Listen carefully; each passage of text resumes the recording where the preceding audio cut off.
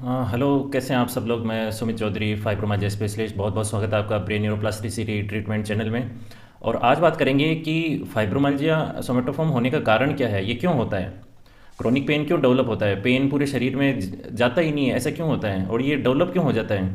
तो आज इस विषय में बात करेंगे, पेट में आईबीएस क्यों हो जाता है, migraine, back pain, neck pain, shoulder pain क्यों हो जाता है, चेस्ट में इश्यू क्यों होता है, ठंडा, जलन, गर्म जैसा, बुखार लगने जैसा, ऐसा क्यों होता है। तो इन सारे सब के बारे में डिस्कस करेंगे। सबसे पहले मैं आपको ये बता दूं कि फाइब्रोमाइल्जिया सोमेटोफॉर्म एक ही चीज़ है।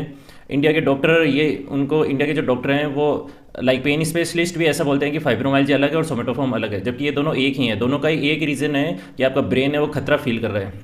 और खतरा क्यों फील कर रहा है, क्योंकि आपने ब्रेन को कंटिन्यूसली स्ट्रेस दिए। अब देखो, तो अपन बात करते हैं अब कि इसका रीज़न क्या है, क्यों होता है फाइब्रोमाइल्जिया डेवलप, क्रोनिक पेन क्यों डेवलप होता है, आईबीएस, माइग्रेन क्यों डेवलप होता है, इसके बारे में आज बात करेंगे। जैसे स्ट्रेस, जैसे अब स्ट्रेस के लिए कोई भी कंडीशन हो सकती है, वो मैं पिछले वीडियो में बता चुका हूँ सारी, स्ट्रेस के लिए क्या क्या कंडीशन हो सकती है। तो पर्सनैलिटी ट्रेट्स आपके गलत होंगे, या आपको बचपन आपका अच्छा नहीं बीता होगा, आपको किसी ने अब्यूज़ किया होगा, या एडल्ट लाइफ में आपके साथ ट्रॉमा हुआ होगा। तो अब क्या होता है कि जब स्ट्रेस मिलती है, सबसे पहले स्ट्रेस मिलती है तो फर्स्ट स्टेज आती है फ्रस्ट्रेशन की। इंसान फ्रस्ट्रेट होने लग जाता है, फिर कंटिन्यू स्ट्रेस मिलती जाती है तो आती है एंग्जाइटी डेवलप हो जाता है, और फियर डेवलप हो जाता है। अब फियर डेवलप हो गया है, फियर डेवलप कहाँ हो रहा है, ब्रेन में डेवलप हो रहा है। फियर सुनते जाना अच्छे से, फियर डेवलप हो रहा है ब्रेन में, उसके बाद भी स्ट्रेस मिलती जा रही है और फियर मिलता जा रहा है। अब क्या है, एंग्जाइटी डेवलप हो गई, एंग्जाइटी फियर को डेवलप कर देती है और फियर भी एंग्जाइटी को डेवलप कर देता है, दोनों आपस में लिंक है। अब इसके बाद भी कंटिन्यू स्ट्रेस मिल रही है, फ्रस्ट्रेशन चालू है। स्ट्रेस का मतलब फ्रस्ट्रेशन, फियर में फ्रस्ट्रेशन चालू है और कंटिन्यू स्ट्रेस मिलती जा रही है। तो अब क्या हो रहा है कि ब्रेन क्या करेगा, फिर एंग्जाइटी को और बढ़ाएगा, डिप्रेशन भी ले आएगा, एंग्जाइटी को और बढ़ाएगा। अगर उसके बाद भी उस इंसान को फियर मिलता जा रहा है, किसी भी तरीके से उसको फियर मिल रहा है, या कंटिन्यू फिर स्ट्रेस मिल रही है, या वो बहुत ज़्यादा डर रहा है खुद से। पर्सनैलिटी ट्रेट्स तो गलत होते ही हैं पेशेंट के, फाइब्रो वाले या सोमेटोफॉर्म वाले। अगर वो डर रहा है, अरे किसी को पता नहीं चल जाए कि मैं पागल हो गया हूँ, अरे अरे किसी को पता नहीं चल जाए मैं पागल हो गया हूँ क्या, शर्म महसूस करता है वो, अरे नहीं नहीं मैं घर से बाहर नहीं निकलूंगा, लोगों को पता चल जाएगा कि मैं पागल हो गया हूँ क्या। अब ये क्या कर रहा है वो, और अपने वो खुद ही क्या करता है, फिर अपने डर को बढ़ाना स्टार्ट कर जाता है। हर एक बात से वो अपने ब्रेन के डर को बढ़ाता है, उसको खुद को भी नहीं पता चलता कि मैं पर्सनैलिटी ट्रेट्स गलत है क्या, मैं अपने ब्रेन को खतरा फील करवा रहा हूँ क्या, उसको ये भी नहीं पता चलता। और वो उसकी टेंडेंसी ऐसी होती है, उसको शर्म महसूस होती है बहुत, तो किसी से शेयर भी नहीं करता कि मुझे आजकल डर लग रहा है क्या। अब क्या होता है इस कंडीशन में, क्या होता है वो फियर देता जाता है दिमाग को, स्ट्रेस देता जाता है, डर देता जाता है। अब जब क्या होता है कि पहले से एंग्जाइटी डिसऑर्डर उसको हो गया, अब ब्रेन के पास कोई ऑप्शन ही नहीं बचा पेन डेवलप करने के अलावा। क्योंकि मैं आपको पहले वीडियो में शेयर कर चुका हूँ कि जो फिजिकल इंजरी होती है और इमोशनल जो इंजरी होती है, इमोशनल जो ट्रॉमा या अब्यूज़ होता है, उसमें ब्रेन का सेम पार्ट एक्टिवेट होता है, मतलब सेम पार्ट दोनों चीज़ों को संभालता है। तो अब ब्रेन के पास पेन प्रोड्यूस करने के अलावा कोई ऑप्शन ही नहीं बचा, और जैसे पेन प्रोड्यूस होता है उसके साथ साथ मल्टीपल सिम्टम्स आ जाते हैं, न्यूरल पाथवे डेवलप हो जाता है। सिम्टम्स का न्यूरल पाथवे तब डेवलप होता है, नॉर्मल इंसान में वो न्यूरल पाथवे नहीं होता। Fibromyalgia somatoform, chronic pain, migraine वाले, बैक पेन, नेक पेन वाले पेशेंट में ये न्यूरल पाथवे डेवलप हो जाता है कॉन्शियस ब्रेन में, तो उसको सिम्टम्स आ जाएंगे। तो ये इसके पीछे की रीज़न। अच्छा, अब एक चीज़ क्या है, अब इसमें एक चीज़ और है कि वो क्या करता है, इस डर के अंदर अपने इमोशन को सप्रेस कर लेता है।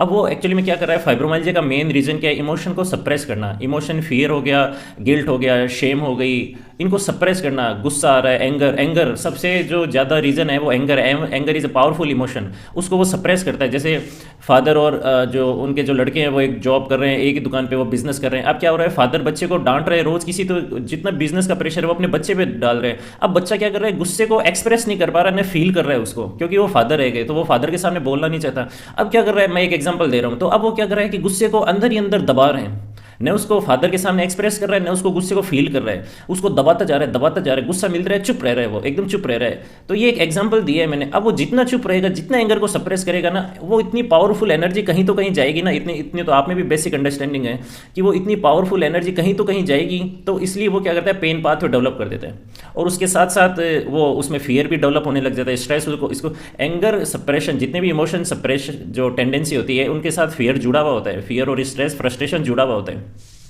तो सप्रेशन ऑफ इमोशन, और वो भी मेजर सप्रेशन किसका, एंगर का, और साथ में फ्रस्ट्रेशन, फियर, ये जो समरी मैंने आपको बता दी, इसके कारण fibromyalgia, chronic pain, somatoform, migraine, back pain, neck pain, shoulder pain, knee pain, ये सारे डेवलप होते हैं।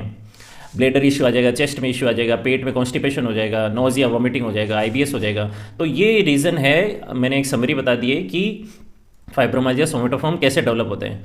अब इंडिया में बात करते हैं इसके ट्रीटमेंट की। इंडिया में इसका ट्रीटमेंट कहीं नहीं है। सब मैंने समरी सारी बता दी, सारी मेडिसिन के नाम बता दिए हैं, वही प्रेगावालिन, गाबापेंटिन। मेरे पास पेशेंट आ रहे हैं एमिट्रिप्टिलिन ले रहे हैं, मूड स्टेबलाइजर ले रहे हैं, वेलनाफेक्सिन, डेस्वेलनाफेक्सिन, ओपिप्रामोल, नॉरट्रिप्टिलिन, न्यूरोबॉइन ले रहे हैं, विटामिन B12 ले रहे हैं, D3 ले रहे हैं, इनसे कुछ होना नहीं है, मल्टीविटामिन ले रहे हैं, इनसे कुछ होना नहीं। अच्छा, टेस्ट नहीं करवाने, बहुत टेस्ट हो गए, सारे टेस्ट नॉर्मल आ गए ना, फिर टेस्ट नहीं करवाने, बिल्कुल टेस्ट नहीं करवाने। मैं ये समरी का वीडियो बना रहा हूँ, एक साथ सारी चीज़ें एक ही सेशन में बता रहा हूँ। ठीक है, तो टेस्ट नहीं करवाने, एक बार सारे टेस्ट हो गए, नॉर्मल आ रहे हैं, सीधा समझ जाओ। इतनी आप में अंडरस्टैंडिंग होनी चाहिए कि सारे टेस्ट नॉर्मल आ रहे हैं, इसका मतलब कहाँ है प्रॉब्लम, यहाँ है। अच्छा, एमआरआई भी हो गई, एमआरआई हो गई ब्रेन की, उसमें कुछ नहीं आ रहा है। इसका क्या मतलब है कि इसका मतलब ये नहीं है कि आपको सोमेटोफॉर्म फाइब्रोमाइल्जिया नहीं है। देखो, ये suppressed emotion neural pathway problem है, न्यूरोप्लास्टिसिटी प्रॉब्लम है। गूगल कर लेना न्यूरल पाथवे क्या होता है, न्यूरोप्लास्टिसिटी क्या होती है। आपने साइकिल सीख ली, वो कभी जांच में नहीं आ सकता, वो कभी एमआरआई में नहीं आ सकता। तो सेम वैसे ही है, फाइब्रोमाइल्जिया भी ऐसा ही है, तो कभी एमआरआई में नहीं आएगा, न सीटी स्कैन में आएगा। तो सारी जांचें नॉर्मल आ गई, तुरंत मेरे पास कांटेक्ट करो आप। और मैं आपको सच्ची बता रहा हूँ, जो लोग मेरे पास जितना जल्दी पहुँच रहे हैं वो भगवान को धन्यवाद दीजिए कि फाइनली सही जगह आ गए। फर्स्ट आप ये काम कीजिए, भगवान को धन्यवाद दीजिए कि सही जगह आ गए। क्योंकि इंडिया में मैं देख रहा हूँ, दिल्ली में जो बड़ा अस्पताल है वहाँ पहुँच गए, जो जिनकी ब्रांचें पूरी इंडिया में वहाँ लोग पहुँच गए, बेंगलोर में सबसे बड़ा हॉस्पिटल है वहाँ पहुँच गए, वेल्लोर में, चेन्नई में सबसे बड़ा हॉस्पिटल है वहाँ पहुँच गए। सबसे बड़े बाबा हैं जो सारे ट्रीटमेंट का एक ही बताते हैं कि अनुलोम विलोम है, उससे ट्रीटमेंट हो जाता है, वहाँ भी पहुँच गए। और यूट्यूब पर जितने चैनल बने हुए हैं जो फाइब्रोमाइल्जिया सोमेटोफॉर्म की जानकारी दे रहे हैं, वहाँ भी पहुँच गए। वो पहुँचे हुए पेशेंट मेरे पास आ रहे हैं, तो भगवान को धन्यवाद देना कि मैं बच के किसी तरह से कुछ अच्छे कर्म किए हुए होंगे मेरे, तो मैं सही जगह आ गया, तो ट्रीटमेंट हो जाएगा मेरा।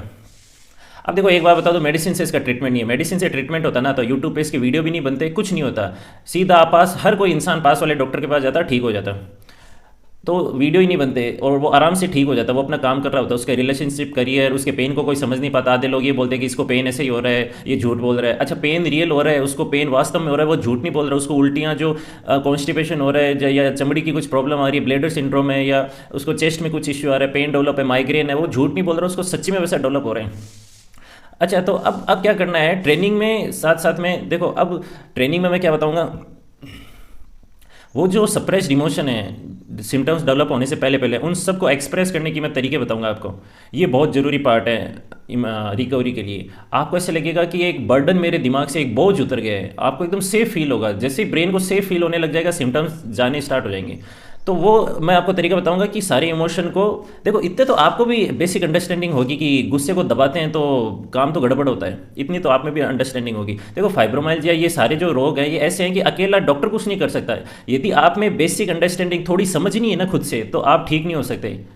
आप भी वैसे ही कि नहीं ये सर झूठ बोल रहे हैं, मेरे तो दवाई से इलाज हो जाएगा, मैंने तो वहाँ सुना था इलाज हो जाएगा, वो वैसे घूमते रहेंगे और 5 साल बाद में मेरे पास आएंगे। अच्छा, पेशेंट मेरे पास 5 साल से भी आ रहे हैं, 10 साल पूरे इंडिया घूमे आ रहे हैं, 15 साल वाले आ रहे हैं, 60+ एज वाले पेशेंट आ रहे हैं। तो यदि आप यहाँ तक पहुँच गए हैं मेरे वीडियो तक, तो भगवान को धन्यवाद देना कि भगवान बहुत सही टाइम पे, कम टाइम में मैं सही जगह आ गया, मेरा ट्रीटमेंट हो जाएगा। और देखो, ट्रीटमेंट टाइम लेता है, ये मैं सीधा से बता दूँ, ऐसे नहीं है साइकिल सीखी थी एक दिन में तो सीखी नहीं, उसको भी सीखने में टाइम लगा। तो ब्रेन को सीखने में टाइम लगता है ना, तो इसको भी टाइम लगेगा। तो प्रेशर नहीं लेना। रिकवरी में ब्लॉकेज क्या क्या है वो मैं सब बता दूंगा। सेशन लेने, सेशन से ठीक हो जाओगे। मोटिवेशन चाहिए वो भी मैं दे दूंगा। तो अब क्या है कि वो जो सप्रेशन है इमोशन का, वो मैं सारे रिलीज़ करूँगा आप में। आपको वो खुद से रिलीज़ करने नहीं हो पा रहे तो मैं हेल्प कर दूंगा। तो वो सारे आपको सप्रेस्ड इमोशन है वो रिलीज़ करें तो ब्रेन को हल्का महसूस होगा और प्रेशर वॉल्व खुल जाएगा ब्रेन का। जैसे प्रेशर वॉल्व खोला है, सारा प्रेशर निकल गया, वैसा होगा। और जैसे ही प्रेशर वॉल्व खुलेगा, सिम्टम्स चले जाएंगे, इंप्रूवमेंट होना स्टार्ट हो जाएगा। बॉडी की प्रॉब्लम नहीं है, बॉडी में प्रॉब्लम होती है तो जाँच में कुछ तो कुछ आ जाता, इतनी तो आप में भी अंडरस्टैंडिंग है, जाँच में कुछ तो कुछ आ जाता।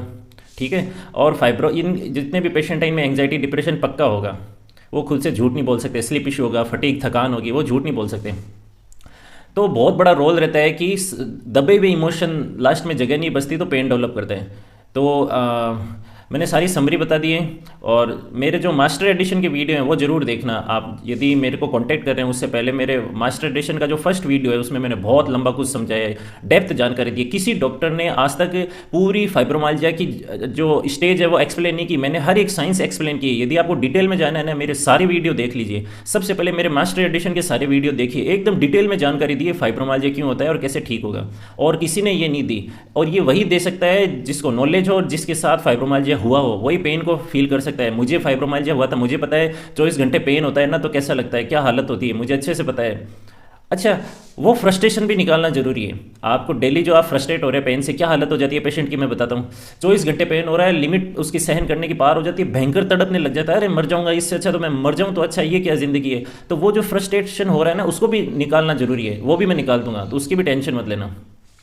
तो आज का जो सेशन था इसमें यही था, एक समरी दे दी मैंने कि फाइब्रोमियल्जिया ठीक कैसे होता है और इस पे वर्क करना पड़ेगा। बेसिक अंडरस्टैंडिंग आप में होनी चाहिए, दवाई से ठीक नहीं होगा।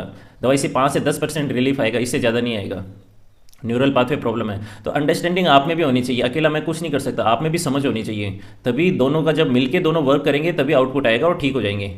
तो आज के सेशन में इतना ही। होप आपको वीडियो बहुत पसंद आया होगा। लाइक करना, यदि आपको जानकारी अच्छी लगे तो लाइक करना, सब्सक्राइब कर लेना ताकि नेक्स्ट वीडियो देखें। तो मेरे अपने घर वालों को भी वीडियो दिखाइए और मास्टर एडिशन के सारे वीडियो देखिए। इस वीडियो में इतना ही, बहुत बहुत धन्यवाद।